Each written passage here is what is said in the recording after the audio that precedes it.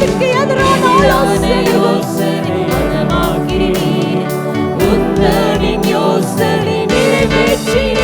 எனவே அருமையான தேவனுடைய பிள்ளைகளை, பாவத்திற்கு எதிர்த்து நிற்க நீங்கள் தேவ பிள்ளைகள் வைராக்கியம் கொள்ள வேண்டும். ஹல்லேலூயா.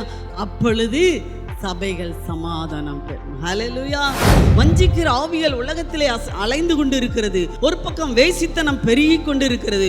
ஒரு பக்கம் தேவ ஊழியக்காரர்கள் அழுகிற கூட்டம், கர்த்தாவேன்னு சொல்லி அழுகிற கூட்டம் ஒரு பக்கம் பெருகி கொண்டிருக்கிறது.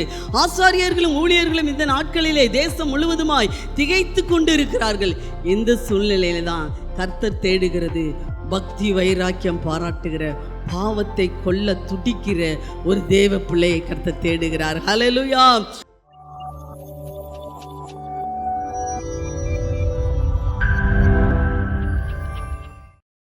எல்லாரும் கண்களை மூடி. Yes, thank you father. உம்முடைய பிரசன்னத்திற்காக நன்றி. ஓ நன்றி நன்றி நன்றி நன்றி.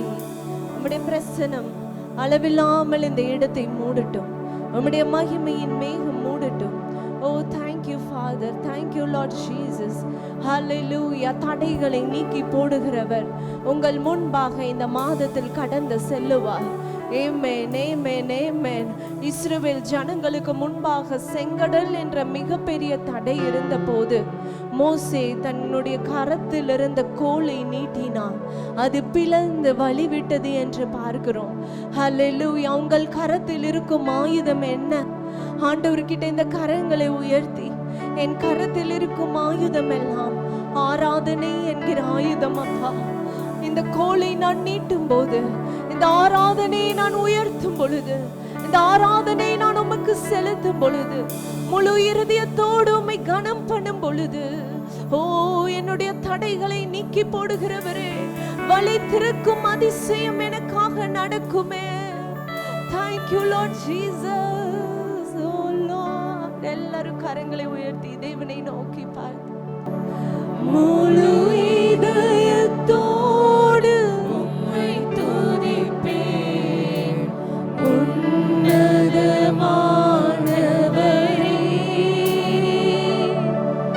உம் அதிசயங்கள் எல்லாம் எடுத்துரைப்பேன் அதிசயமானவரே,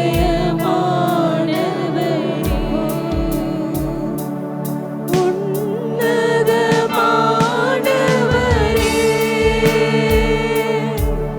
என் உறைவிடம் நீர்தானே,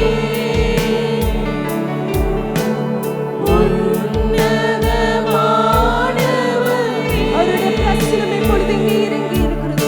ஒரு தெய்வ பயத்தோடு அவரை ஆராதிப்போம். உயர்த்துகிறேன், வாழ்த்துகிறேன், வணங்குகிறேன், உம்மை போற்றுகிறேன். உயர்த்துகிறேன், வாழ்த்துகிறேன், வணங்குகிறேன், உம்மை போற்றுகிறேன். திரும்பவுமாக உன்னதமானவர், உன்னதமானவரே, என் உறைவிடம் நீர்தானே. இந்த மாதத்தில் என்னுடைய உறைவிடம் நீர்தான். உன்னதமானவரே,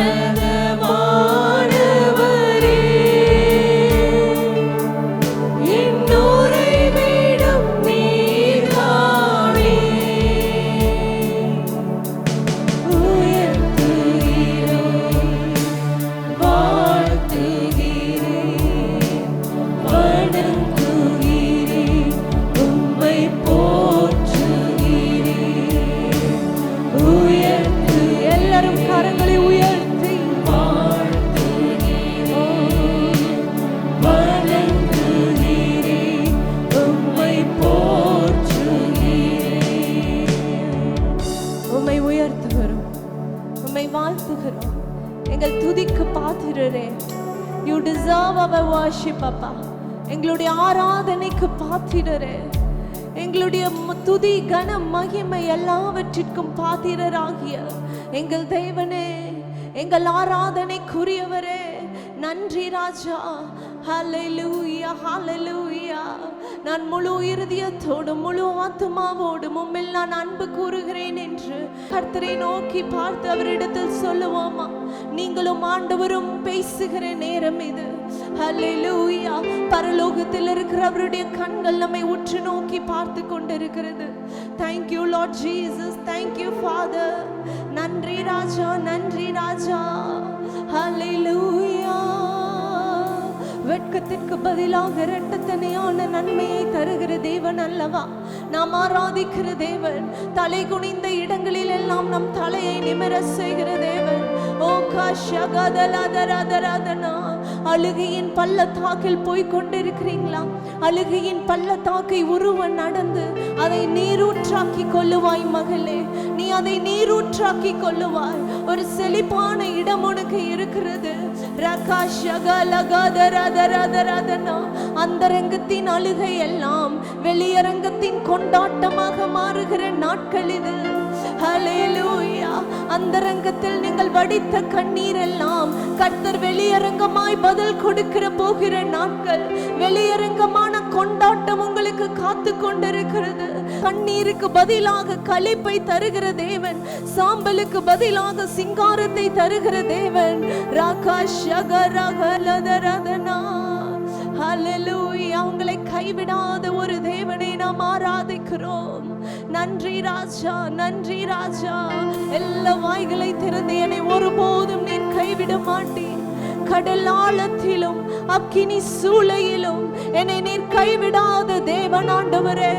ஹல்லேலூயா ஹல்லேலூயா ஹல்லேலூயா. நான் பாதாளத்தில் என் படுக்கையை போட்டாலும் அங்கேயும் நீர் என்னோடு இருக்கிறீர் என்று தாவீது சொல்லுகிறார். நான் உமக்கு மறைவாக எங்கே ஆண்டவரே போவேன்? உம்முடைய கண்களை விட்டு மறைந்து நான் எங்கே ஓடக்கூடும்? நான் எங்கே சென்றாலும் ஆண்டவரே உம்முடைய கண்கள் என்னை பார்த்து கொண்டிருக்கிறது. நீர்தான் என் மறைவிடம், நீர்தான் என் உறைவிடம். ஹல்லேலூயா. நம்மை கைவிடாத தேவன் இந்த மாதத்தில் நிச்சயம் உங்களை கைவிட மாட்டார். விசுவாசத்தோடு உங்களை உள்ளங்கைகளில் வரைந்திருக்கிற தேவனை நோக்கி பார்த்து எல்லாரும் சொல்லுவோமா? நீர் என்னை கைவிட மாட்டீர். தகப்படும் தாயும் என்னை கைவிட்டாலும் நீர் என்னை கைவிட மாட்டீர். நான் ஒருபோதும் உன்னை கைவிடுவதில்லை என்றுரை செய்தீரன்றோ. நான் ஒருபோதும் உன்னை கைவிடுவதில்லை என்றுரை செய்தீரன்றோ. கடலாழத்திலும் அக்கினி சூளையிலும் உன்னை காத்திடும் பலவான் என்றோ. விஷ சர்ப்பங்களோ சிங்க கூட்டங்களோ பயம் வேண்டாம் உன்னருகில் நான். என்றுரை செய்தவரை ஆராதிப்போம். ஆவியில் ஆராதனை. கரங்களை உயர்த்தி என்றுரை செய்தவரை ஆராதிப்போம். ஆவியில் ஆராதனை.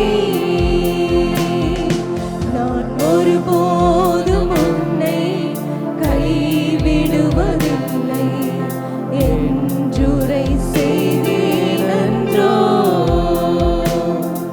நான் ஒருபோதும் உன்னை கைவிடுவதில்லை என்றுரை செய்தீரன்றோ. கடலாழத்திலும் அக்கினி சூளையிலும் உன்னை காத்திடும் பலவான் என்றோ. சர்ப்பங்களோ சிங்க கூட்டங்களோ பயம் வேண்டாம்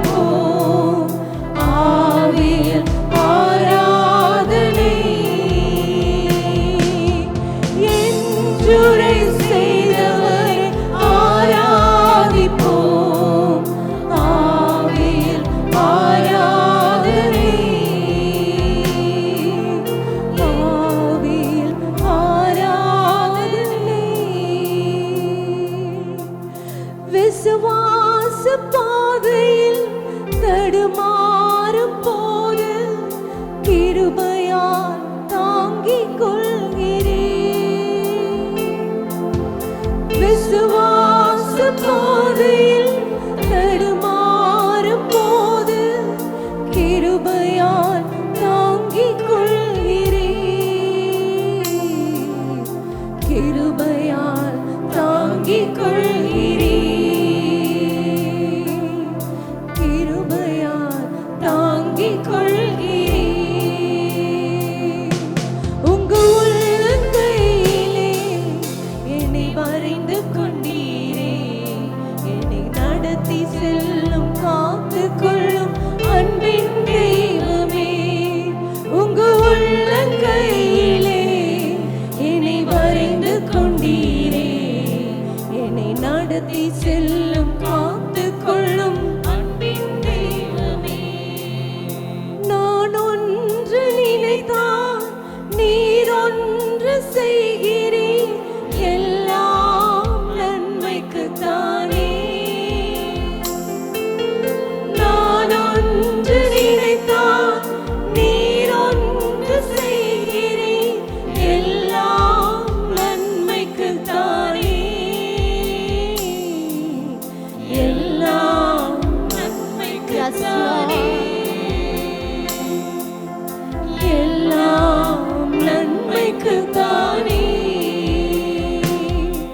உங்க உள்ளங்கையிலே என்னை வரைந்து கொண்டீரே, என்னை நடத்தி செல்லும் காத்து கொள்ளும் அன்பின் தெய்வமே. உங்க உள்ளங்கையிலே என்னை வரைந்து கொண்டீரே, என்னை நடத்தி செல்லும் காத்து கொள்ளும் அன்பின் தெய்வமே. உம் சித்தம் போல என்னை நீ நடத்தும், என் இஷ்டம் ஒன்றுமே இல்லை. எல்லாரும் சொல்லாம, உம் சித்தம் போல என்னை நீ நடத்தும், என் இஷ்டம் ஒன்றுமே இல்லை, என் இஷ்டம் ஒன்றுமே இல்லை, என் இஷ்டம் ஒன்றுமே இல்லை. உங்க உள்ளங்கையிலே என்னை வரைந்து கொண்டீரே, என்னை நடத்தி செல்லும் காத்து கொள்ளும் அன்பின் தெய்வமே. உங்க உள்ளங்கையிலே என்னை வரைந்து கொண்டீரே, என்னை நடத்தி செல்லும் காத்து கொள்ளும் அன்பின் தெய்வமே, என்னை நடத்தி செல்லும் காத்து கொள்ளும் அன்பின் தெய்வமே. என்னை மறந்து விட்டாரோ என்று நினைக்கிறீங்களா? இல்லை பிரியமானவர்களே, கர்த்தர் உங்களை உள்ளங்கைகளில் வரைந்திருக்கிறார். அவரிடத்தில் இன்றைக்கு 100% சரணடைவோமா? லார்ட், ஐ சப்மிட் மைசெல்ஃப் கம்ப்ளீட்லி. ஆண்டவரே, நான் முழுவதுமாக உம்முடைய கருத்தில் என்னை ஒப்பு கொடுக்கிறேன். என்னுடைய இஷ்டப்படி அல்ல, உம்முடைய சித்தத்தின்படியே என்னை உருவாக்கும். நன்றி நன்றி நன்றி. உங்களுடைய கண்ணீர் ஒரு நாளும் வீண் போகாது. சகோதரியே, உங்கள் கண்ணீர் வீண் போகாது. சகோதரனே, உங்களுடைய கண்ணீர் வீண் போகாது. கர்த்தரை தேடி ஒவ்வொரு நாளும் பிரயாசப்பட்டு வருகிற உங்கள் பிரயாசம் ஒரு நாளும் வீண் போகாது. ஹல்லேலூயா. நம்மை அழுக விட்டு ரசிக்கிற தேவன் நம்முடைய தேவன் அல்ல. நாம் ஆராதிக்கிற தேவன் நம்மளுடைய ஒவ்வொரு சொட்டு கண்ணீரையும் துருத்தியில் வைத்து அதற்கு பலன் கொடுக்கிற தேவன். ஹல்லேலூயா ஹல்லேலூயா ஹல்லேலூயா. பலன் கொடுக்கிற தேவனை நாம் ஆராதிக்கிறோம். நீங்கள் தேடுகிற தேவன், அவர் உண்மையாய் நோக்கி கூப்பிடுகிற யாவருக்கும் கர்த்தர் சமீபமாய் இருக்கிற தேவன், உங்கள் அருகாமையில் இருக்கிறார். ஹல்லேலூயா ஹல்லேலூயா. நன்றி நன்றி நன்றி. ஒடுக்கப்படுகிறவர்களுக்கு அவரே புகலிடம், நெருக்கப்படுகிற காலங்களில் அவரே அடைக்கலாம். இந்த வருஷத்தின் நடுப்பகுதி உங்களுக்கு ஏதோ கேள்விக்குறியோடு பயங்கள் நிறைந்து ஒடுக்கப்பட்ட அனுபவத்தோடு இருக்கிறதா? எது செய்தாலும் என்னால் இயலாமல் போகிறதே என்று ஹல்லேலூயா ஹல்லேலூயா ஹalleluya. கலங்கி தவித்து கொண்டு வந்திருக்கிறீங்களா? கர்த்தர் இன்றைக்கு உங்களுக்கு நன்மையானதை தருவார். நன்றி நன்றி நன்றி. ஹalleluya ஹalleluya. எவ்வளவுக்கு எவ்வளவு கர்த்தருடைய சமூகத்தில் நீங்கள் கண்ணீர் சிந்தினீர்களோ, எவ்வளவுக்கு எவ்வளவு கர்த்தருடைய சமூகத்தில் நீங்கள் காத்திருந்தீர்களோ, அவ்வளவாய் கர்த்தர் உங்களை உயர்த்துவார். அவ்வளவாய் கர்த்தர் உங்களுக்கு வெளியரங்கமான பதிலை தருவார். ராகாபா ஷகல கதரதரதனா. ஹalleluya. இன்றைக்கு நம்மளுடைய பிரச்சனைகளுக்கு தீர்வு எல்லாரும் நினைக்கிறாங்க, ஏசுப்பா எனக்கு யாராவது என்னை நேசிக்க மாட்டாங்களா? இன்றைக்கு இந்த உலகம் யாராவது என்னை உண்மையா நேசிக்காதான்? யாராவது என்னை உண்மையாக அன்பு கூற மாட்டாங்களா? ஹல்லேலூயா. இப்போ இருக்கிற சூழ்நிலையை பார்க்காதீங்க. இதற்கெல்லாம் மேலாக கிரகிக்க முடியாத காரியங்களை செய்கிற தேவன். ஹல்லேலூயா ஹல்லேலூயா. உங்கள் வாழ்க்கையில் ஒரு கட்டம் வரும், நானா இதுன்னு நீங்களே கேட்பீங்க. ஆச்சரியத்திலும் ஆச்சரியமாய் நடத்துகிற தேவன். உங்களுடைய கண்ணீரை அவர் துருத்தியில் வைத்திருக்கிறார். ஹல்லேலூயா. இன்றைக்கு யாரும் இல்லாமல் எனக்கென்று ஒரு சப்போர்ட் இல்லையே சிஸ்டர், என்னை தூக்கிவிட யாரும் இல்லை என்று கலங்கி கொண்டிருக்கிறீங்களா? என்னுடைய பிள்ளைகளுக்கு யாரும் இல்லையேன்னு நினைக்கிறீங்களா? கர்த்தரே உங்களுக்கு இருப்பார். அவரே உங்களுக்கு நித்திய வெளிச்சமா இருப்பார். ஹல்லேலூயா. பக்கத்துல பார்த்து சொல்லுங்க, கர்த்தரே எனக்கு நித்திய வெளிச்சமா இருப்பார். ஆமென். கர்த்தரே நமக்கு நித்திய வெளிச்சமா இருப்பார். அவர் சர்வ ஞானி, அவர் சர்வ ஞானி. ஆமென். நிறைய பேர் எதிர்காலத்தை குறித்து ரொம்ப திங்க் பண்ணி ஓவர் திங்க் பண்ணி எதையும் திங்க் பண்ண வேணாம். கர்த்தருடைய சமூகத்தில் உட்கார்ந்திருந்தாலே போதும். அன்றைக்கு ஹல்லேலூயா, அன்றைக்கு மோசேயின் கரங்கள் உயர்த்தப்பட்ட போது போர்க்களத்தில் அவனுக்கு ஜெயம் வந்து கொண்டே இருந்தது. கர்த்தர் நினைக்கிறதெல்லாம் நீங்கள் கர்த்தருடைய சமூகத்தை தேடிக்கொண்டே இருக்க வேண்டும். ஆமென். அங்கே இருந்து உங்களுக்காக யுத்தம் செய்ய தூதர்கள் எழும்புவார்கள். ஹல்லேலூயா ஹல்லேலூயா. அன்றைக்கு எலிசபெத்துக்கு கர்த்தர் இரக்கம் செஞ்சிட்டாருன்னு சொன்ன உடனே எல்லாரும் அவளை தேடி வந்தாங்களாம். ஆமென். அன்றைக்கு யோபு இழந்ததெல்லாம் கர்த்தர் அவனுக்கு திருப்பி கொடுத்து அவனை ஆசீர்வதிச்சிட்டாருன்னு சொன்ன உடனே போன ஃப்ரெண்ட்ஸு சொந்த பந்தம் எல்லாம் இவனை தேடி வந்துட்டாங்களாம். ஹல்லேலூயா.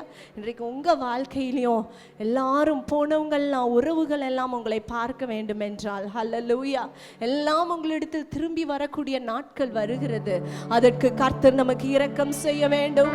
எலிசபெத்துக்கு கர்த்தர் இறங்கி மலடியா இருந்த அவளுக்கு கர்த்தர் கற்பத்தின் கனியை கொடுத்தாரே. ஒன்றுமில்லாமையில் இருந்த அவளுக்கு கர்த்தர் ஒன்றை சிருஷ்டித்தாரே.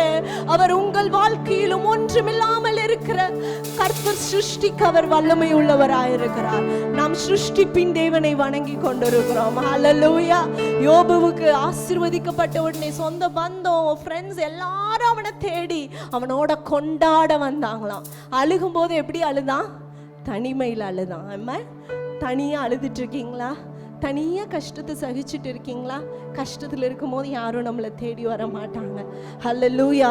கொண்டாடும் போது ஊரே பார்க்கிறதக்கதாக கர்த்தர் என்னுடைய மகளை நான் உயர்த்தி, என்னுடைய மகனை நான் உயர்த்தி ஊரே பார்க்கும் வண்ணமாக உங்கள் கொண்டாட்டத்தில் அவர்களும் இருப்பார்கள். ஹல்லேலூயா.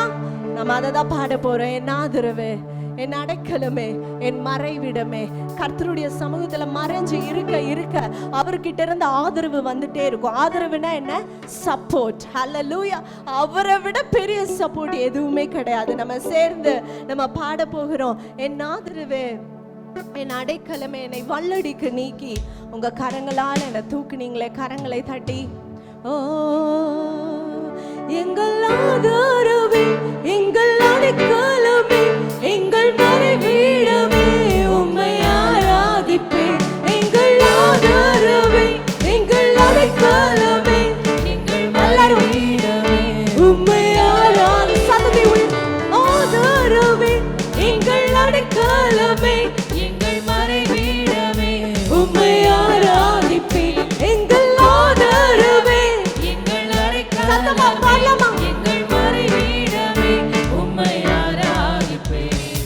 வல்லடிக்கு நீக்கி உக்கரங்களால் தூக்கி உன்னதத்தில் வைத்ததை மறப்பேனோ.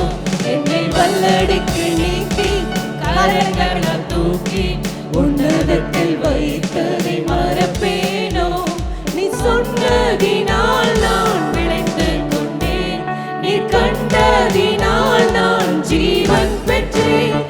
சொன்னதினால் நான் பிழைத்துக் கொண்டேன். நீர் கண்டதினால் நான் ஜீவன் பெற்றேன். எங்கள் ஆதரவே, எங்கள் அடைக்கலமே, எங்கள் மறைவீடுமே, உம்மை ஆராதிப்பேன். எங்கள் ஆதரவே, எங்கள் அடைக்கலமே, எங்கள் மறைவீடுமே, உம்மை ஆராதிப்பேன்.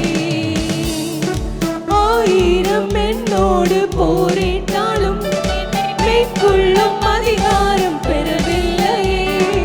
ஆயிரம் என்னோடு விசுவாசத்தை அறிக்கை செய்ய மேற்கொள்ளும் அதிகாரம் பெறவில்லையே. கிருபையினால் என்னை மூடிக்கொண்டீர், கல்லுண்ட இடங்களில் உயர்த்தி வைத்தீர். கிருபையினால் என்னை மூடிக்கொண்டீர், கல்லுண்ட இடங்களில் உயர்த்தி வைத்தீர். எங்கள் ஆதரவே, எங்கள் அடைக்கலமே, எங்கள் மறைவீடமே, உம்மை ஆராதிப்பேன். எங்கள் ஆதரவே, எங்கள் அடைக்கலமே, எங்கள் மறைவீடமே, உம்மை ஆராதிப்பேன். ஆழத்தில் இருந்து என்னை தூக்கி விட்டீர், உயர்வான ஸ்தலங்களில் நிறுத்தி வைத்தீர். ஆழத்தில் இருந்து என்னை தூக்கி விட்டீர், உயர்வான ஸ்தலங்களில் நிறுத்தி வைத்தீர். எதிரான யோசனை அகமாக்கினீர், உந்தனின் யோசனை நிறைவேற்றி. உங்கள் குடும்பத்திற்கு எதிரான யோசனை அகமாக்கினீர், உந்தனின் யோசனை நிறைவேற்றினீர். எங்கள் ஆதரவே, எங்கள் அடைக்கலமே, எங்கள் மறைவீடமே, உம்மை ஆராதிப்பேன். எங்கள் ஆதரவே, எங்கள் அடைக்கலமே, எங்கள் மறைவீடமே, உம்மை ஆராதிப்பேன். எங்கள் ஆதரவே, எங்கள் அடைக்கலமே, எங்கள் மறைவீடமே, உம்மை ஆராதிப்பேன். எங்கள் ஆதரவே, எங்கள் அடைக்கலமே, எங்கள் மறைவீடமே, உம்மை ஆராதிப்பேன். எல்லாரும் கரங்களை உயர்த்தி தேவனுக்கே இந்த மாதத்தில் எங்களுடைய ஆதரவாக இருக்கிற எங்கள் தேவனுக்கே துதி, கனம், மகிமை எல்லாவற்றையும் செலுத்துகிறோம். ஸ்தோத்திரம்.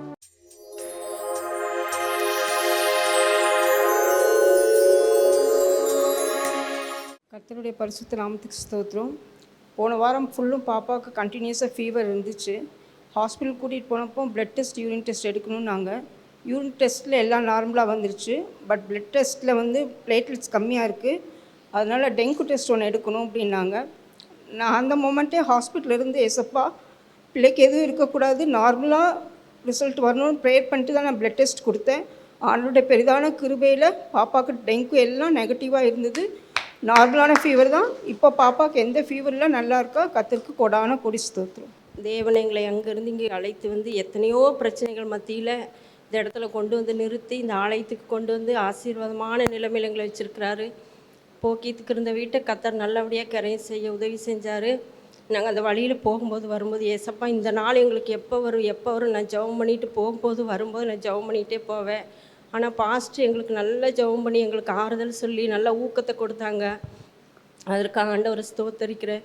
எல்லா காலகட்டத்திலும் பாஸ்ட்டு தான் எங்களோடு இருந்து எல்லா தேவைகளையும் எல்லாத்துக்கும் ஜெபம் பண்ணி ஆசீர்வதித்து வழி நடத்தி வந்தார். பிள்ளைகளுடைய எல்லா காரியத்துக்கு, வீடு காரியத்துக்கு, இடத்துக்கு எல்லாத்தையும் நேர்த்தியாக செய்தார். நாங்கள் மலுமிச்சு மட்டியில் பார்க்கும்போது கூட நீங்கள் அங்கே வாங்க வேண்டாம், நீங்கள் கிணத்து கடவுளே ஒரு இடத்த பாருங்கன்னு சொல்லி சொன்னாங்க. ஆனால் ஆண்டவர் வந்து அவருடைய ஜெபத்தை அங்கீகரித்து எங்களுக்கு இந்த நல்ல நிலத்தை கரையும் பண்ண கர்த்தர் உதவி செய்தார். ஆண்டவருடைய நாம மகிமைப்படுவதாக.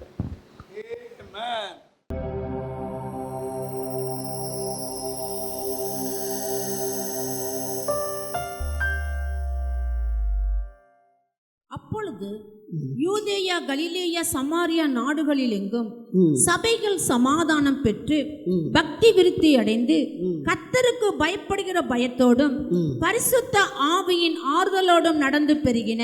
அப்பொழுது யூதேயா, கலிலேயா, சமாரியா நாடுகளில் எங்கும் சபைகள் சமாதானம் பெற்று பக்தி விருத்தி அடைந்து கர்த்தருக்கு பயப்படுகிற பயத்தோடும் பரிசுத்த ஆவியின் ஆறுதலோடும் நடந்து பெருகின. சொல்லுங்க, நடந்து பெருகின. அப்படியானால் ஒவ்வொரு நாளும் அந்த காரியங்கள் நடந்து பெருக்கத்தை கொண்டு வந்தன. ஒரு இடத்துல மட்டுமல்ல, யூதேயா, கலிலேயா, சமாரியா நாடுகளில் எங்கும், 3 நாடுகள் இங்கே சொல்லப்பட்டிருக்குது. அந்த நாடுகளில் எங்கும் சபைகள் முதலாவதாக சமாதானம் பெற்று செல்கின்றனர், அடுத்ததாக பக்தி விருத்தி அடைந்து காணப்படுகின்றனர், அடுத்தது கர்த்தருக்கு பயப்படுகிற பயத்தோடும் பரிசுத்த ஆவியின் ஆறுதலோடும் நடந்து பெறுகின. ஹல்லேலூயா. இன்றைக்கு வந்திருக்கிற தேவ பிள்ளைகளை உங்கள் வாழ்க்கையிலும் கர்த்தர் இந்த வார்த்தையை நிறைவேற்றுவாராக. ஹல்லேலூயா. அந்த வசனம் தொடங்குவதற்கு முன்பதாக அப்பொழுது என்று சொல்லப்பட்டிருக்கிறது. அப்பொழுது என்றால் எப்பொழுது? அந்த 9ஆம் அதிகாரத்தின் துவக்கத்திலே பார்ப்போமானால் அங்கே சவுல் ஜனங்களை பயங்கரமாக துன்பப்படுத்தி கொள்ளும்படியாக, ஜனங்களை பயமுறுத்தும்படியாக 9:1 வசனங்களை வாசிக்க கேட்போம். வாசியுங்கள். சவுல் என்பவன் இன்னும் கர்த்தருடைய சீசரை பயமுறுத்தி கொலை செய்யும்படி சீரி பிரதான ஆசாரியரிடத்திற்கு போய், இந்த மார்க்கத்தாராகிய புருஷரையாகிலும் ஸ்திரீகளையாகிலும் தான் கண்டுபிடித்தால் அவர்களை கட்டி எருசலேமுக்கு கொண்டு வரும், அவர்களை கட்டி சிறைப்படுத்த வேண்டும். அவனை கொலை செய்கிறதற்கு சவுலும் சம்மதித்திருந்தான். அக்காலத்திலே எருசலேமில் உள்ள சபைகளுக்கு மிகுந்த துன்பம் உண்டாயிற்று. எருசலேமில் உள்ள சபைகளுக்கு மிகுந்த துன்பம் உண்டாயிற்று. துன்பம் உண்டான நாட்களிலே, அதாவது பயமுறுத்தப்பட்ட நாட்களிலே, சவுல் யாரால பயமுறுத்தப்படுகிறதோ அந்த நபர் சந்திக்கப்படுகிறார். தேவனாலே சந்திக்கப்படுகிறார். இந்த சவுல் சந்திக்கப்பட்ட பிறகு இந்த காரியங்கள் நடக்கிறது. ஹல்லேலூயா, ஹல்லேலூயா. ஆமாம், பயமுறுத்துகிற ஒரு சூழ்நிலை, துன்பம் நிறைந்த ஒரு சூழ்நிலை சபைகளுக்கு, துன்பங்களும் பயமுறுத்தலும் சூழ்ந்த நேரங்களிலே எந்த மனுஷனால் துன்பம் நேரிட்டதோ, எந்த மனுஷனால் பயங்கள் நிறைந்து காணப்பட்டதோ அந்த மனுஷன் தேவனால் சந்திக்கப்படுகிறார். ஹல்லேலூயா. அப்பொழுது அந்த மனுஷன் சந்திக்கப்படும் பொழுது யூதேயா, கலிலேயா, சமாரியா நாடுகளில் எங்கும் சபைகள், தேவ ஜனங்கள், சபைகள் என்றாலே என்ன? சபைதான் நாம். கட்டடம் அல்ல. சபை என்பது தேவனுடைய ஜனங்கள் கூடி இருப்பது, அதுக்கு பேர் தான் சபை. சபைகள் சமாதானம் பெறுகின்றனர். ஹல்லேலூயா, ஆமென். அது மட்டுமல்ல, பக்தி விருத்தி அடைகின்றனர். அது மட்டுமல்ல, கர்த்தருக்கு பயப்படுகிற பயத்தோடும் பரிசுத்த ஆவியின் ஆறுதல்கள். இந்த நாளிலே வந்திருக்கிற நம்முடைய பிள்ளைகள் ஒவ்வொருவருக்கும் கர்த்தர் சொல்கிறார், நீங்கள் சமாதானம் பெறுவீர்கள். ஹல்லேலூயா, ஆமென். நீங்கள் பக்தி விருத்தி அடைய வேண்டும். ஹல்லேலூயா. நீங்கள் கர்த்தருக்கு பயப்படுகிற பயத்தோடு காணப்பட வேண்டும். நீங்கள் பரிசுத்த ஆவியின் ஆறுதலை ஒவ்வொரு நாளும் பெறுவீர்கள்.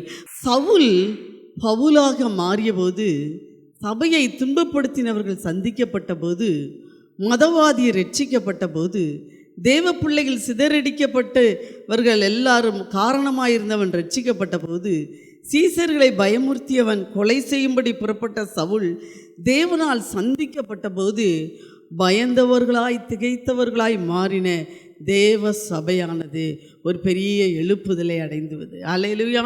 இன்றைக்கு அருமையான தேவனுடைய பிள்ளைகளை ஒரு எழுப்புதலின் காலத்துக்குள்ளாய் வந்திருக்கிறோம். எழுப்புதல் எங்கேயோ எழுப்புதல் வருது. இப்போ தான் எழுப்புதலின் காலம். ஹல்லேலூயா. இதுதான் எழுப்புதலின் காலம். எங்கும் தேவனுடைய வார்த்தை பிரசங்கிக்கப்படுகிற காலம், எங்கும் தேவ ஜனங்கள் திரளாய் கர்த்தரிடமாய் சேர்க்கப்படுகிற காலம். இதுதான் எழுப்புதலின் காலம். இந்த காலத்தில் நீங்கள் செய்ய வேண்டியது என்ன?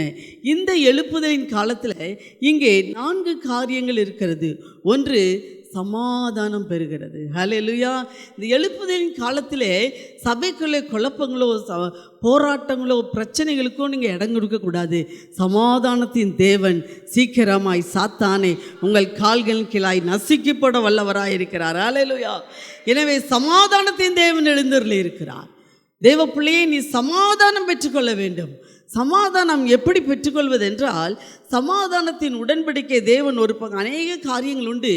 நான் கடந்த நாட்கள் வேதத்தை வாசித்து கொண்டு இருக்கும்போது ஒரு குறிப்பிட்ட பதிலை தேவன் என்னோடு கூட பேசினார். வாசிப்போம். என்னாகமம் எழுதின புஸ்தகம் 25வது அதிகாரம் 12வது வசனம். சமாதானத்தின் உடன்படிக்கை இஸ்ரவேல் சபையெல்லாம் கூடியிருக்கும்போது ஒரு மனுஷனோடு கூட ஆண்டவர் பிரத்யட்சமாய் பேசுகிறார். உன்னோடு கூட நான் சமாதான உடன்படிக்கை பண்ண போகிறேன். காரணம், நீ தேவனுக்காக பக்தி வைராக்கியம் காண்பித்தபடினாலே, நீ தேவனுக்காக பக்தியோடு கூட வைராக்கியத்தையும் சேர்த்து நீ காண்பித்தபடினாலே உன்னோடு கூட நான் சமாதான உடன்படிக்கை பண்ணுகிறேன் என்று சொல்லி சபை கூடியிருக்கும்போது தேவனுடைய சத்தம், தேவனுடைய குரல் அங்கே வெளிப்படுகிறது. ஹல்லேலூயா. ஏனென்றால் அங்கே பார்க்கிறோம், அந்த 25வது அதிகாரம் முதல் பகுதியிலே பார்க்கும்போது ஜனங்கள் ஒரு பக்கம் அவர்கள் என்ன செய்தார்களாம், விபச்சாரம் வேசித்தனம் பண்ணுகிறவர்களாக இருந்தார்கள். இன்னொரு பக்கம் விக்கிரக ஆராதனை பெருகி கொண்டிருந்தது. இந்த இன்னொரு பக்கம் கர்த்தருடைய ஜனங்கள் எல்லாரும் சேர்ந்து என்ன செய்தாங்களாம், அந்த விக்கிரகத்துக்கு வணங்கி அவர்களை தொழுது கொண்டு இருந்தார்கள். எனவே தேவனுடைய கோபம் சபையார் மேல் பற்றி எரிந்தது. தேவனுடைய கோபம், உக்கிரமான கோபம் அங்கே இருந்ததாம். உக்கிரமான கோபம் அங்கே இருந்தபோது ஆண்டவர் சொல்கிறார், சபையார் எல்லாரையும் கூடி வர சொல்லு, சபையார் எல்லாரையும் ஆசரிப்பு கூடாரத்துக்கு கூட்டிட்டு வா அப்படி சொல்றாரு. சபையார் எல்லாரும் வந்தபோது அங்கே வாதை தொடங்குகிறது. உடனே சபையார் எல்லாரும் அதை பார்த்து அழுது கொண்டு இருக்கிறார்கள். ஊழியக்காரர்கள் வந்து நின்று செய்வதறியாது திகைத்து கொண்டு இருக்கிறார்கள். ஒரு பக்கம் வேசித்தனம், ஒரு பக்கம் விக்கிரக ஆராதனை, ஒரு பக்கம் விசுவாசிகளுடைய அழுகுரல், இன்னொரு பக்கம் ஆசாரியர்கள். இவர்கள் திகைத்து என்ன செய்வதென்று திகைத்து கொண்டு இருக்கும்போது துணிகரமாய் அந்த சபையின் நடுவிலே ஆண்டவர் எதை வெறுத்தாரோ அந்த ஒரு மனிதன், கஸ்பி என்ற ஒரு மனிதன் வேகமாக மோவாபிய ஸ்திரீயை இழுத்து கொண்டு கூடாரத்துக்குள் பிரவேசிக்கிறான். எவ்வளவு துணிகரமாய் சபையார் எல்லாரும் தேவனை நோக்கி அழுது கெஞ்சி கொண்டு இருக்கிறார்கள், அழுது கொண்டு இருக்கிறார்கள். ஆசாரியர்கள் ஒரு பக்கம் கலங்கி திகைத்து கொண்டு இருக்கிறார்கள். இந்த சூழ்நிலையில் துணிகரமாய் ஒரு அந்நிய ஸ்திரீயை, மோவாபிய ஸ்திரீயை சபைக்கு நடுவிலே இழுத்து கொண்டு வந்து கூடாரத்துக்குள் பிரவேசிக்கிறான். உடனே இதை பார்த்ததானே அவங்க எல்லாரும் என்ன இப்படி நடக்குதுன்னு சொல்லி பயங்கரமான வேசித்தனமும் விக்கிரகாராதனை மிகுந்து காணப்படுகிற வேளையிலே பினகாஸ் என்கிற ஒரு மனிதன், அதாவது ஆரோனுடைய பேரன் பினகாஸ் என்கிற ஒரு மனிதன் எழும்பி என்ன செய்கிறான், ஈட்டியை எடுத்துக்கொண்டு அந்த கூடாரத்துக்குள் போய் அந்த ஸ்திரீயையும் அந்த மகனையும் ஒரே குத்தாக குத்தி ஒரே இடத்துல சாகடிக்கிறான். ஹல்லேலூயா. பாவத்துக்காக பக்தி வைராக்கியம் கொண்டு ஈட்டியை எடுத்துக்கொண்டு அவனை சாகடிக்கிறான். ஹல்லேலூயா. உடனே தான் ஆண்டவருடைய மனசு குளிர்இருக்குது.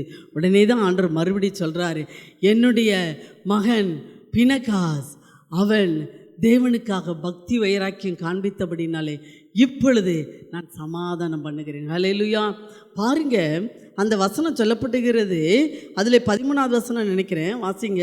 நான் என் எரிச்சலின் இஸ்ரவேல் புத்திரரை நிர்மூலமாக்காதபடிக்கு ஆசாரியனாகிய ஆரோனின் குமாரனான எலியேசாரின் மகன் பினகாஸ் என் நிமித்தம் அவர்கள் நடுவில் பக்தி வைராக்கியம் காண்பித்ததினால் இஸ்ரவேல் புத்திரர் மேல் உண்டான என் உக்கிரத்தை திருப்பினான். ஆமென். அந்த வாதியால் செத்தவர்கள் 24,000 பேர். 24,000 பேர் செத்து கொண்டிருக்கிறார். யாரு? இஸ்ரவேல் ஜனங்கள். தேவன் உக்கிர கோபம் கொண்டார். காரணம் என்ன? 1வது வசனம் 2வது வசனத்தை வாசிப்போம். 25. இஸ்ரவேல் சித்தீமிலே தங்கி இருக்கையில் ஜனங்கள் மோவாபின் குமார்த்திகளோடு வேசித்தனம் பண்ண தொடங்கினார்கள். அவர்கள் தங்கள் தேவர்களுக்கு இட்ட பலிகளை விருந்து பண்ணும்படி ஜனங்களை அழைத்தார்கள். அவர்கள் அழைக்கிறார்கள். யாரு? மோவாபியவர்கள் இஸ்ரவேலர்களை தங்கள் தேவர்களுக்கு இட்ட பலிகளை விருந்துக்கு அழைக்கிறார்கள். ஜனங்கள் போய் புசித்து, ஜனங்கள் போய் விருந்து புசித்து அவர்கள் தேவர்களை பணிந்து கொண்டார்கள். ஆண்டவர் ஏன் கானானியர்கள், ஏத்தியர்கள், எபூசியர்கள் இவர்களெல்லாம் துரத்தணும், இவர்களெல்லாம் அவங்க கூட வச்சிருக்க கூடாதுன்னு ஏன் 7 ஜாதிகளை ஆண்டவர் ஜாதி பார்க்குறாரா? இல்லை. அந்த ஜாதிகளுக்குள்ளாக இந்த குணங்கள் காணப்பட்டது. இந்த குணங்கள் தம்முடைய பிள்ளைகளை என்ன செய்யக்கூடாது, பற்றி விடக்கூடாது என்பதற்காகத்தான் ஆண்டவர் 7 ஜாதிகளையும் என்ன செய்கிறார், இஸ்ரவேல் ஜனங்களை விட்டு துரத்துகிறார். பாருங்க, இங்கே அப்படியே நடந்துட்டது. என்ன நடந்தது? அவர்கள் தங்கள் தேவர்களுக்கு இட்ட பலிகளை விருந்துண்ணும்படி ஜனங்களை அழைத்தார்கள். நாங்கள் இப்போ கொண்டாடுறோம், அதுக்கு நீங்கள் சாப்பிட்றதுக்கு வாங்கன்னு சொல்லி கூப்பிட்றாங்க. இவங்க போய் சாப்பிட்டதும் அல்லாமல் தேவர்களை பணிந்து கொண்டார்கள். ஹல்லேலூயா. அவங்க பணிகிற மாதிரி இவங்களும் போய் என்ன செஞ்சாங்க, பணிந்து கொண்டார்கள். எனவே தேவனுடைய கோபம் அங்கே பற்றி எரிகிறது. அவருடைய உக்கிரமான கோபம் அங்கே எரிகிறது. அவருடைய உக்கிரமான கோபம் எரிந்து வரும்போது அந்த கோபத்தில் அடியிலே எத்தனை பேர் செத்து போயிடுறாங்க? அந்த வாதையில் 24,000 பேர் செத்து போகிறாங்க. வாதையில் 24,000 பேர் மடிந்து போகிறார்கள். இவர்கள் இப்படி செத்து மடிந்து கொண்டு இருக்கிறார்களே என்று சொல்லி எல்லா ஜனங்களும் அதை பார்த்து தான் அழுது கொண்டு இருந்தார்கள். ஆனால் பாவத்தை விட்டு மனம் திரும்ப அவர்களுக்கு இஷ்டம் இல்லை. அதை பார்த்து அழுது கொண்டு இருக்கிறார்கள். ஆசாரியர்கள் ஒரு பக்கம் கண்ணீர் வடித்து கொண்டு இருக்கிறார்கள். அப்பொழுது பினகாஸ் அதை எந்திரிச்சு நின்று பாவத்தை கொல்லுகிறான். ஹல்லேலூயா, ஹல்லேலூயா. அருமையான தேவனுடைய பிள்ளைகளே, பாவத்தை கண்டால் தேவ பிள்ளைகள் கொல்ல வேண்டும். அதற்காக பக்தி வைராக்கியம் கொள்ள வேண்டும். ஒரு காலம் தேவனுடைய பிள்ளைகள் பாவத்திற்கு அனுமதி கொடுக்கவே கூடாது. ஐயோ என்ன பண்ண, நான் ஜெபம் பண்ணுறேன். ஜெபம் மட்டும் பண்ணால் போதாங்க, அங்கே அழுதுகிட்டு இருக்கிறாங்க. அழுதா மட்டும் போதாது, நீ எந்திரிச்சு அந்த பாவத்துக்காக எதிர்த்து போராட வேண்டும். ஹல்லேலூயா. எபிரேயர் எழுதின புஸ்தகம் 12வது அதிகாரம் 4வது வசனம் சொல்லுகிறது, வாசிங்க. பாவத்துக்கு விரோதமாய் போராடுகிறதில் ரத்தம் சிந்தப்படத்தக்கதாக நீங்கள் இன்னும் எதிர்த்து நிற்கவில்லையே. பாவத்துக்கு நல்லா நீங்க எல்லாரும் அந்த வசனத்தை வாசிங்க. பாவத்துக்கு விரோதமாய் போராடுகிறதில் ரத்தம் சிந்தப்படத்தக்கதாக நீங்கள் இன்னும் எதிர்த்து நிற்கவில்லையே. பாவத்துக்கு விரோதமாய் போற ரத்தமே சிந்தினாலும் சரி, அந்த பாவத்தை அழிச்சு தான் தீருவேன்னு சொல்லி எதிர்த்து நிற்கணும். ஹல்லேலூயா. ரத்தமே ஆனாலும் சரி, நீங்கள் அதனால் அடியே வாங்கினாலும் சரி, எந்த ஒரு வேதனையே பட்டாலும் சரி, இந்த பாவத்தை என் வீட்டுக்குள்ளே அனுமதிக்க மாட்டேன். ஹல்லேலூயா. இந்த பாவத்துக்கு விரோதமாக நான் எதிர்த்து நிற்பேன்.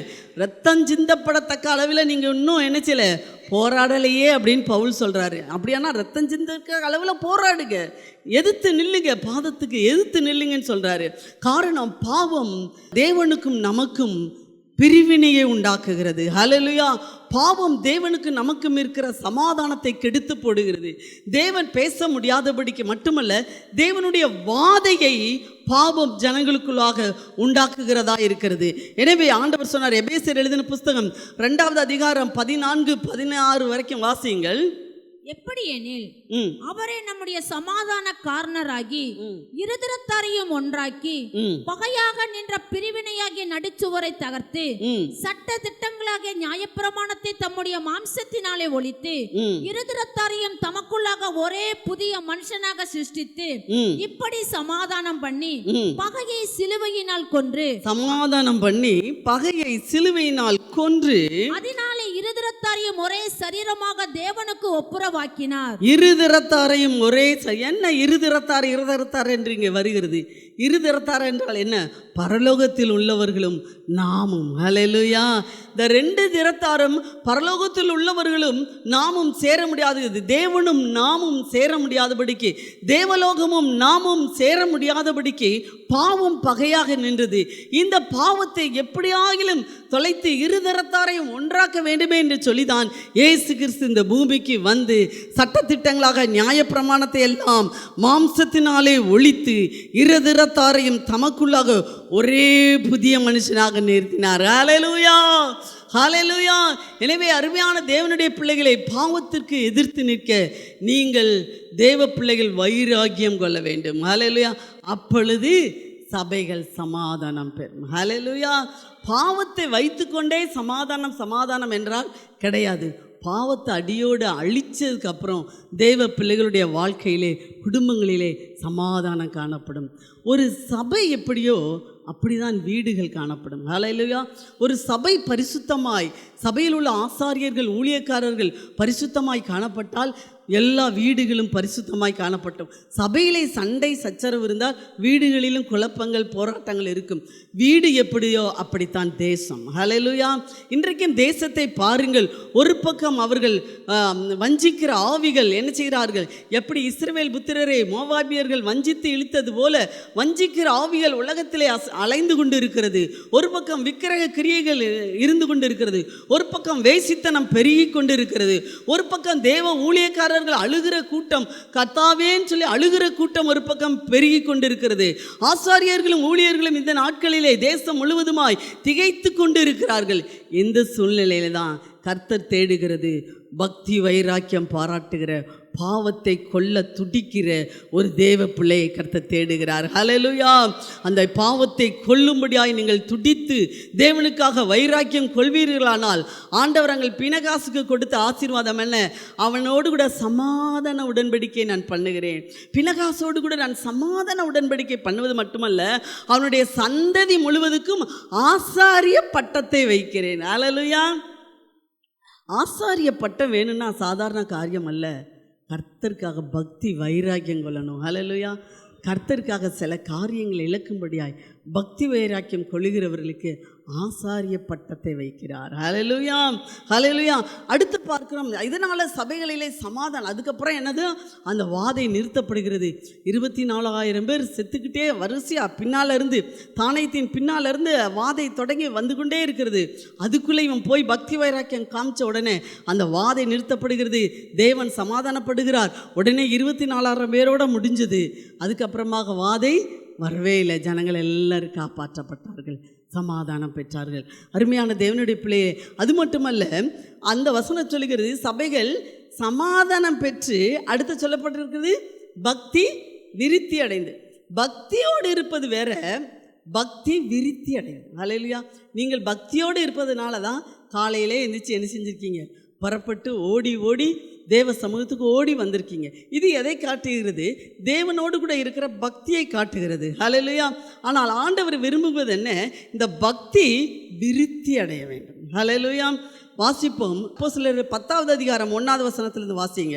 இத்தாலியா பட்டாளம் எனப்பட்ட பட்டாளத்திலே 100க்கு அதிபதியாகிய கொர்நேலியு என்னும் பேர் கொண்ட ஒரு மனுஷன் செசரியா பட்டணத்திலே இருந்தான். அவன் தேவ பக்தி உள்ளவனும் தன் வீட்டார் அனைவரோடும் தேவனுக்கு பயந்தவனுமாய் இருந்து ஜனங்களுக்கு மிகுந்த தர்மங்களை செய்து எப்பொழுதும் தேவனை நோக்கி ஜெபம் பண்ணி கொண்டிருந்தான். ஹல்லேலூயா. எப்படி இருந்தான் அவன்? தேவ பக்தி உள்ளவன், தேவனுக்கு பயந்தவன், ஜனங்களுக்கு தான தர்மம் நிறைய செய்கிறவன், எப்போதும் ஜெபிக்கிறவன், நல்லா ஜெபம் பண்ணிட்டு இருக்கிறவன். இதை விட என்ன வேணும்? நம்ம நினைப்போம். வீட்டார் அனைவரோடு எப்போதும் என்ன செய்வானாம்? ஜெபம் பண்ணுவானாம். ஹல்லேலூயா. தனியாக இல்லை, எப்படி? வீட்டார் அனைவரோடு கூட இருந்து எப்போதும் ஜெபம். நமக்கு என்ன தெரியுது? இதை விட என்ன வேணும்? நான் பக்தியாக இருக்கிறேன், ஆலயத்துக்கு போகிறேன், பக்தியாக இருக்கிறேன், ஞாயிற்றுக்கிழமை வந்தால் ஆலயத்துக்கு போகிறோம், பக்தியாக இருக்கிறோம், ஜனங்களோடு கூட சேர்ந்து வீட்டில் குடும்பத்தோடு கூட சேர்ந்து நல்லா ஜெபம் பண்ணுறோம், தான தர்மம் நிறைய பண்ணுறோம். இதை விட ஒரு மனுஷனுக்கு என்ன வேணும்? ஆனால் ஆண்டவர் அதோடு கூட நிறுத்த வேண்டும் என்று சொல்லி ஆண்டவர் விரும்பவில்லை. ஹல்லேலூயா. தேவன் விரும்புவது என்ன? உன்னுடைய பக்தி விருத்தி அடைய வேண்டும். ஹல்லேலூயா. உன்னுடைய பக்தி ஏதோ நீ ஜெபம் பண்ணுவதிலும், ஏதோ நீ தேவனுடைய ஆலயத்துக்கு வருவதிலும், என்னவோ தேவனுடைய தான தர்மங்களை செய்வதிலும், தேவனை நோக்கி ஜெபம் பண்ணுவதிலும் மட்டும் இருந்து விடக்கூடாது. இதற்கு அடுத்தது நீ விருத்தி அடைய வேண்டும். உன்னுடைய பக்தி ஒவ்வொரு நாளும் விருத்தி. இன்றைக்கி தேவ பிள்ளைகள்லாம் நினைக்கிறது அதுதான். ஞாயிற்றுக்கிழமை தவிர கோயில் போயிட்டு வரப்பல போதும், அது போதும் அப்படின்னு சொல்லி நினச்சிடறோம். அதெல்லாம் எது? பக்தியை காமிக்கிறது. ஆனால் தேவன் விரும்புகிற ஒரு காரியம் வேண்டும். தேவன் விரும்புகிறது என்ன? உன்னுடைய பக்தி ஒவ்வொரு நாளும் பெருகணும், உன்னுடைய ஜெபம் ஒவ்வொரு நாளும் பெருகணும், உன்னுடைய வேத வாசிப்பு ஒவ்வொரு நாளும் பெருகணும், உன்னுடைய தான தர்மங்கள் ஒவ்வொரு நாளும் பெருகணும். நீ ஆவியிலே அபிஷேகத்தில் நிரம்பி ஜெபம் பண்ணுவது ஒவ்வொரு நாளும் பெருகணும். ஹல்லேலூயா. அன்னைக்கு அந்நிய பாஷை பெறும்போது அதே 2 வார்த்தை, அதே வார்த்தையில் காலமெல்லாம் ஓட்டி முடிச்சிடக்கூடாது. ஹல்லேலூயா. இன்னும் அந்நிய பாஷைகள் உங்களுக்குள்ளாய் பெருக வேண்டும், இன்னும் அபிஷேகம் உங்களுக்குள்ளாய் பெருக வேண்டும். ஹல்லேலூயா. இந்த கொர்நேலியு அவன் பக்தியாக இருந்தான், அவன் ஜெபம் பண்ணினான், தான தர்மங்களை செய்தான்.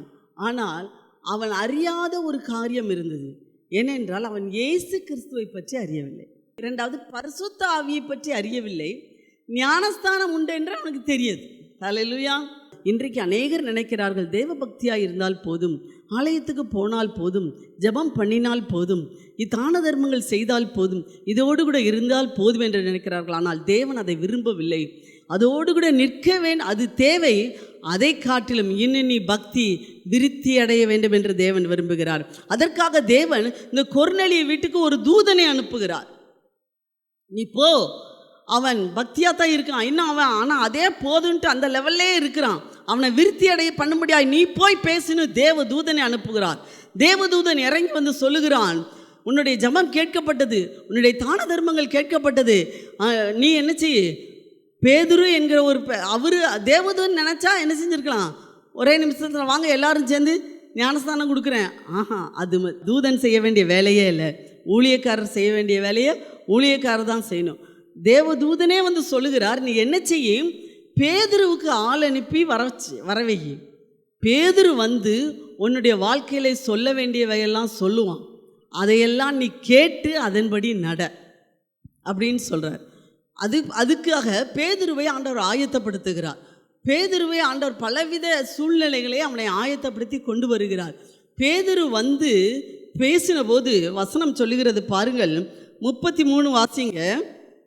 அந்தப்படியே நான் உடனே உம்மிடத்தில் ஆள் அனுப்பினேன், நீர் வந்தது நல்ல காரியம். தேவனாலே உமக்கு கட்டளையிடப்பட்ட யாவையும் தேவனாலே உமக்கு கட்டளையிடப்பட்ட யாவையும் கேட்கும்படிக்கு என்ன செய்ய, கேட்கும்படிக்கு. ஹல்லேலூயா. வசனத்தை கேட்கணும். அடுத்து 44வது வசனம்.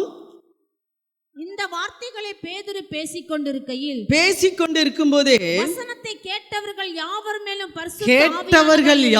மேலும் பரிசுத்த ஆவியானவர் இறங்கினார். கரங்களை தட்டி கர்த்தரை ஸ்தோத்திரிப்போமா. ஹல்லேலூயா, ஹல்லேலூயா. வசனத்தை கேட்க வேண்டும். வேதம் சொல்லுகிறது கேட்கிறதுக்கு தீவிரமாயும். யாக்கோபு 1:19 வாசிங்க. யாக்கோபு 1:19. என் பிரியமான சகோதரரே, யாவரும் கேட்கிறதற்கு தீவிரமாயும், கேட்கிறதுக்கு தேவ வசனத்தை கேட்பதற்கு தீவிரமாய் தேவ பிள்ளைகள் காணப்பட வேண்டும். பேசுகிறதற்கு பொறுமையாய் காணப்பட வேண்டும். கோபிக்கிறதற்கு தாமதமாய் காணப்பட வேண்டும். ஹல்லேலூயா. தேவ பிள்ளைகள் என்ன செய்யணும், கேட்கறதுக்கு தீவிரமாக இருக்கணும். ஹல்லேலூயா. வசனம் இங்கே சொல்லப்படாதா, இங்கே தேவ வசனம் சொல்லப்படாதா, இங்கே தேவ வசனம். நாங்கள்லாம் அந்த காலத்தில் அப்படித்தான், எங்கே எல்லாரும் மீட்டிங் இருந்தாலும் சரி ஓடி போயிடுறது. ஹல்லேலூயா, ஹல்லேலூயா. எங்கள் வீட்டில் எல்லாம் சொல்லுவாங்க, இது என்ன கோயில் மாடு மாதிரி அவுத்துட்ட கழுத்த மாதிரி ஓடிக்கிட்டே இருக்குமான்னு. அதே போல் தேவனுடைய வார்த்தைகள் குறித்து ஒரு வாஞ்சை. இங்கே தேவ செய்தி கேட்டுற மாட்டோமா, இந்த தேவ செய்தி கேட்டுற மாட்டோம். கேட்கறதுக்கு தீவிரமாக இருக்கணும், பேசுகிறதுக்கு பொறுமையாக இருக்கணும். ஆனால் நம்ம இது அப்படியே உள்டா. எப்படி? ஆமாம், பேசுகிறதுக்கு தீவிரமாயும் கேட்குறதுக்கு பொறுமையாகவும் இருக்கிறேன். இல்லை, கேட்கிறதற்கு தீவிரமாயும் பேசுகிறதற்கு பொறுமையாயும் கோபிக்கிறதற்கு அதை விட தாமதமாயும். ஹல்லேலூயா. ஆமாம், எல்லாம் பக்கத்தில் பார்த்து சொல்லுங்க, கோபப்படுறதுக்கு கொஞ்சம் தாமதம் எடுத்து. ஹல்லேலூயா. கோபிக்கிறதுக்கு தாமதமாயும் இருக்க வேண்டும் தேவனுடைய பிள்ளைகள். எனவே இது கேட்ட எல்லார் மேலேயும் பரிசுத்த ஆவியானவர் பொழிகிறார். அவங்க இன்னும் ஞானஸ்தானம் பெறலை, அவங்க என்ன இயேசுதான் கிறிஸ்துன்ட்டு போய் வெளியே போய் அறிக்கை பண்ணலை. ஆனால் வசனத்தை கேட்டுக்கிட்டு இருக்கும்போதே இருதயத்தில் குத்தப்பட்டு உண்மைதான், ஆமாம் இது எனக்கு தான் சொல்லி கேட்டுக்கிட்டே இருந்தாங்களே, பரிசுத்த ஆவியானவர்கள் மேல் பொழிந்தருளினார். ஹல்லேலூயா. அதே அப்போஸ்தலர் நாட்களில் எப்படி இருந்ததோ அந்த 2வது அதிகாரம் மறுபடியும் அங்கே செயல்படுகிறது. ஹல்லேலூயா. அப்படி ஆவியான ஒரு இவர் பேதுரு பார்த்துட்டு, பேதுருவுக்கே ரொம்ப ஆச்சரியம். இது என்ன, புறஜாதிகளாக இருக்காங்க, ஒன்றும் தெரியாத ஜனங்களாக இருக்கிறாங்க, இயேசுவை பற்றியே தெரியாது, ஒன்றும் தெரியாது. ஆனால் இப்போ தான் நான் ஆண்டவரை பற்றி சொல்கிறேன், சொன்ன உடனே இவங்க ஆவியில் நிரம்புகிறாங்களே அப்படின்னு சொல்லிட்டு அவரே என்ன செய்கிறாரு, ஆச்சரியப்படுறாரு. காரணம், அந்த அளவுக்கு அவருடைய இருதயம் கேட்கிறதுக்கு, வசனத்தை கேட்கிறதுக்கு தாகமாய் வாஞ்சியாக இருந்தது. இன்றைக்கு தேவனுடைய பிள்ளைகளே, உங்களுடைய இருதயம் வசனத்தை கேட்கிறதுக்கு தீவிரமாக இருக்க வேண்டும். ஹல்லேலூயா. கேட்கிறதுக்கு தீவிரமாய், வசனத்தை கேட்கிறதுக்கு தீவிரமாய் தேவ பிள்ளைகள் காணப்பட வேண்டும். கேட்ட யாவர் மேலும் பரிசுத்த ஆவியானவர் இறங்கினார். ஹல்லேலூயா. ஞானஸ்தானம் அதுக்கப்புறம் தான் என்ன செய்கிறாரு, ஞானஸ்தானம் கொடுக்குறாரு. எத்தனை பேர் ஞானஸ்தானத்துக்கு முன்னாலேயே அபிஷேகம் பெற்றுட்டேன்னு சொல்கிறீங்க? ஹல்லேலூயா. ஆமே, நானும் சிறு வயதிலேயே ஞானஸ்தானம் பெறுறதுக்கு முன்னாலேயே அபிஷேகம் பெற்றுட்டேன். ஹல்லேலூயா. கர்த்தர் தேடுறது இருதயத்தை தான். இருதயம் திறந்திருக்கும் போது பரிசுத்த ஆவியானவர் பலமாய் ஊற்றப்படுவார். பரிசுத்த ஆவி பெற்ற பின்பு அவர்கள் பாருங்க, அவங்களுக்கு வேதம் சொல்லுகிறது, தேவ பயத்தோடும் பரிசுத்த ஆவியின் ஆறுதல். பரிசுத்த ஆவியின் ஆறுதலோடு பரிசுத்த ஆவி பெற்றா என்ன நடக்கும்? 10வது அதிகாரம் 38வது வசனத்தை வாசிக்கும் போது அப்போஸ்தலர், நசரேயனாகிய இயேசுவை தேவன் பரிசுத்த ஆவியினாலும் வல்லமையினாலும் அபிஷேகம் பண்ணினார். தேவன் அவருடனே கூட இருந்தபடியினாலே அவர் நன்மை செய்கிறவராயும் பிசாசின் வல்லமையில் அகப்பட்ட யாவரையும் குணமாக்குகிறவராயும் சுற்றித் திரிந்தார். ஆமென். பரிசுத்த ஆவியானவர் நம்மேல் பொழிந்தால் கர்த்தர் நமக்கு ஆறுதல் படுத்துவார். ஹல்லேலூயா. ஆமென். எந்த சூழ்நிலையிலையும் ஆவியானவர் தர்ற ஆறுதல் மாதிரி வேற யாரும் ஆறுதல் படுத்த முடியாது. ஹல்லேலூயா. நம் துன்பத்தின் பாதையிலே, வியாதியின் பாதையிலே, வியாதியோடு போகும்போது ஒருவேளை அவங்க டீ வச்சு கொடுக்கலாம், நம்மளுக்கு என்னது கசாயம் வச்சு கொடுக்கலாம். ஆனால் ஆறுதல், உள்ளான ஒரு தேறுதல் தர உலகத்தில் எந்த மனுஷனாலும் முடியாது. உங்களுக்குள்ளாய் வாசம் பண்ணி கொண்டிருக்கிற பரிசுத்த ஆவியானுடைய ஆறுதல் பெரிதான ஆறுதல். ஹல்லேலூயா. ஆறுதல் அடைந்தார்கள் மட்டுமல்ல, அவர்களுக்கு வல்லமை தேவை. ஆறுதல் மட்டுமல்ல, நமக்கு அடுத்தது என்ன தேவை? வல்லமை தேவை. ஆண்டவர் வல்லமை பெற்றிருந்தபடினாலே பரிசுத்த ஆவியை பெறுகிற ஒவ்வொருவருக்கும் வல்லமை இருக்குது. ஹல்லேலூயா. பரிசுத்த ஆவியை பெற்ற ஒருத்தரும் ஒன்றும் இல்லாமல் இல்லை, எல்லாருக்குள்ளாக ஒவ்வொரு வல்லமை இருக்கு. அந்த வல்லமையை நீங்க கண்டறியணும். ஹல்லேலூயா. எனக்குள்ள பிசாசு துரத்துற வல்லமை இருக்கு, எனக்குள்ள இந்த பகுத்தறிகிற வல்லமை இருக்கு, எனக்குள்ள ஆவியின் குணமாக்கும் வல்லமை இருக்குன்னு நீங்க ஒவ்வொருத்தரும் உங்களுடைய வல்லமையை கண்டறிய வேண்டும். வல்லமை இல்லாம ஆண்டவர் ஒருத்தரையும் அபிஷேகம் பண்ண மாட்டார். ஹல்லேலூயா. எல்லாருக்குள்ளாகவும் வல்லமை இருக்கிறது. அடுத்தது, அவர் நன்மை செய்கிறவராய் சுற்றி திரிந்தார். ஹல்லேலூயா. பரிசுத்த ஆவியானவராலே இயேசு கிறிஸ்துவே என்ன செய்கிறார்? நன்மை செய்தார். ஹல்லேலூயா. பரிசுத்த ஆவியின் வல்லமையினாலே தான் நன்மை செய்யவும் முடியும். பரிசுத்த ஆவியின் வல்லமையினால் குணமாக்குகிற வரங்களும் பெருகி கொண்டது. ஹல்லேலூயா. இயேசு கிறிஸ்து நன்மை செய்கிறவராய் மட்டுமல்ல, பிசாசின் வல்லமையில் பிடிபட்ட, இன்றைக்கு உலகம் முழுவதும் பிசாசின் வல்லமையில் பிடிபட்டு இருக்கிறது. ஹல்லேலூயா. எதில் பிடிபட்டு இருக்குது? பிசாசின் வல்லமையில் பிடிப்பட்டவர்களுக்கு பரிசுத்த ஆவியின் வல்லமையினாலே குணமாக்க முடியும். நம்ம எல்லாரும் கண்களை மூடி, எனக்கு இந்த வல்லமை வேண்டாம் ஐயா, இப்பொழுது பரிசுத்த ஆவியின் வல்லமை உங்களுக்குள்ளாக இறங்கி வருகிறது. கர்த்தாவே, எனக்கு இந்த வல்லமை வேண்டும், எனக்கு உம்முடைய ஆறுதல் தேவை, எனக்கு சமாதானத்தின் உடன்படிக்கை தேவை என்று சொல்லுகிறவர்கள் எல்லாரும் தேவ சமூகத்திலே வாயை திறந்து அந்நிய பாஷையை பேசி நம்ம எல்லாரும் ஆவியிலே நிரவுமாக, கர்த்தாவே என்னை ஆறுதலால் நிரப்பும் ஆண்டவரே, அநேக விஷயங்களிலே ஆறுதல் இல்லாதபடிக்கு தவித்து கொண்டு இருக்கிறேன். பரிசுத்த ஆவியானவருடைய ஆறுதல் உனக்கு வேணுமா? அவருடைய வல்லமையினால நிரம்பு மகளே, அவருடைய வல்லமையினால நிரம்பு. அவருடைய நன்மைகள் உனக்கு தேவை. ஆண்டவரே, எனக்கு ஆவியானவர் வந்துட்டா உனக்கு நன்மை தருவார், உனக்கு நன்மை செய்வார், நன்மை செய்வார். ஆண்டவரே, எனக்கு இந்த நன்மை தேவைன்னு சொல்லி கேளு. ஆவியானவர் வந்துட்டா உன்னை குணமாக்குவார், உன்னை குணமாக்குவார். எனக்கு இந்த குணமாக்குதல் வேண்டும் ஆண்டவரே. தேவ வல்லமை இறங்கி கொண்டு இருக்கிறது. எல்லாரும் கரங்களை தட்டி ஆவியிலே நிரம்பி, பரிசுத்த ஆவியானவர் எனக்குள்ள வாங்க, பரிசுத்த ஆவியானவர் எனக்குள்ள வாங்க, பரிசுத்த ஆவியின் வல்லமை என்னை நிரப்பட்டும், பரிசுத்த ஆவியின் அருள்மாரி என்னை நிரப்பட்டும், பரிசுத்த ஆவியின் மகிமை என்னை நிரப்பட்டும், பரிசுத்த ஆவியின் நன்மை என்னை நிரப்பட்டும், பரிசுத்த ஆவியின் குணமாக்கும் வல்லமை என்னை நிரப்பட்டும் ஆண்டவரே. நான் சும்மா இந்த இடத்தை விட்டு போக மாட்டேன், நான் சும்மா போக மாட்டேன். வல்லமையை பெற்று போவேன், வரங்களை பெற்று போவேன், நன்மையை பெற்று போவேன் ஆண்டவரே. ரோமா காபா லாரா காதா ராபா லாரா தாரா லாரா லேதாரா லாரா ஷலா ரபா தூரபா லாரபா லாரபா லாரபா. ஒரு பெரிய எழுப்புதல் வரப்போகிறது. சபைகள் சமாதானம் பெறப்போகிறது. நம்முடைய சபை சமாதானம் பெற்று பக்தி விருத்தி அடைந்து பயத்தோடும் பக்தியோடும் பரிசுத்த ஆவியின் வல்லமையோடும் தினம் தினம் பெருக போகிறது. தினம் தினம் பெருக போகிறது. தினம் தினம் பெருக போகிறது. சொல்லுங்க, நான் தினம் தினம் பெருகணும், நான் தினம் தினம் பெருகணும் ஆண்டவரே.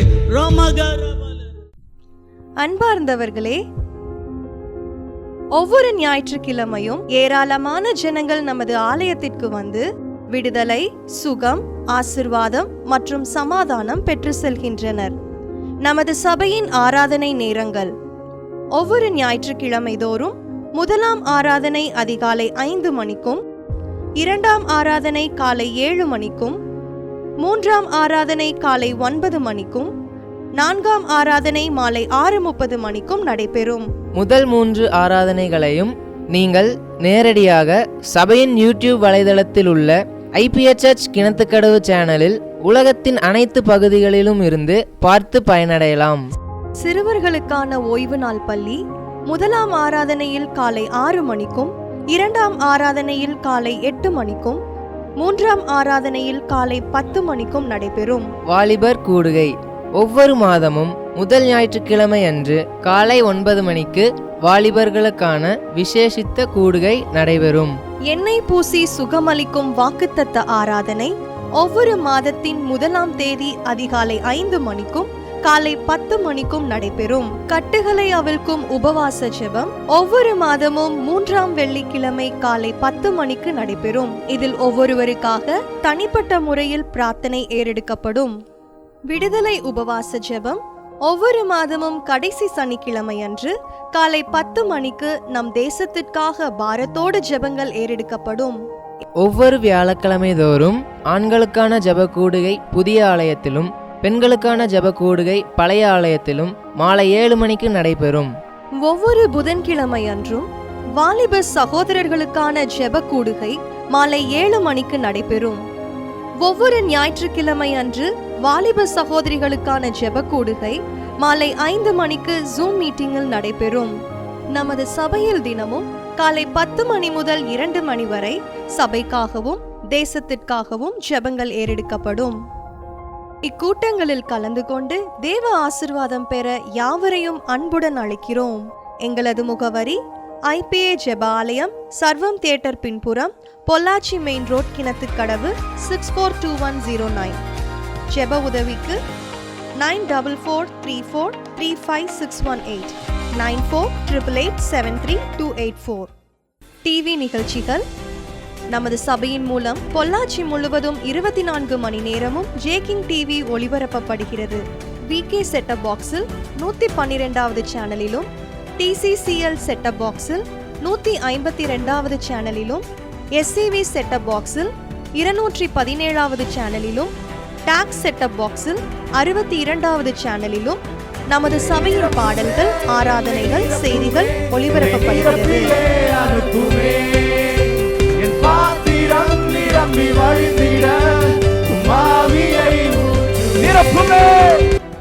தமிழ்நாடு முழுவதும் பைபிள் டிவியில் தினமும் மாலை 6:30 மணிக்கும், பெனியல் டிவியில் தினமும் காலை 7:30 மணிக்கும் நமது சபையின் நிகழ்ச்சிகள் ஒளிபரப்பப்படுகிறது. இந்த டிவி ஊழியங்களின் மூலம் ஆயிரக்கணக்கான ஜனங்கள் ஆசிர்வதிக்கப்பட ஜெபித்துக் கொள்ளுங்கள்.